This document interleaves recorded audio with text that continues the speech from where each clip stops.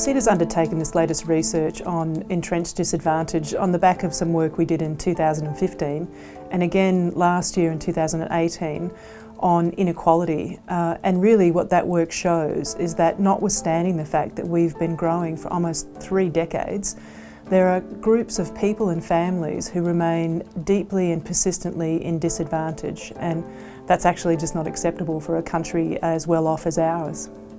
Our focus with this piece of research was to try to identify a number of ways in which we could actually disrupt disadvantage and gain some momentum in a really complex area.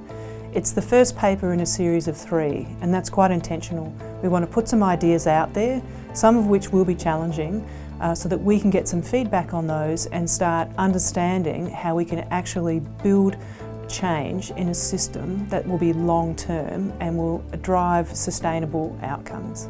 CEDA's research uncovered actually a really strong consensus on some of the major challenges and problems with the current system. A system that's focusing too little on prevention, that's too siloed and not connecting services across the broad range of needs that individuals have, and a system that's not seeing the individual as a whole or the family as a whole, but just engaging with them across one particular issue or problem. We also found actually a really strong emerging consensus around what works, but the big challenge there is scaling that up. In looking for the best ways forward, CEDA's trying to look at ways we can disrupt the current status quo and build some momentum for change. We focused on 4 key areas.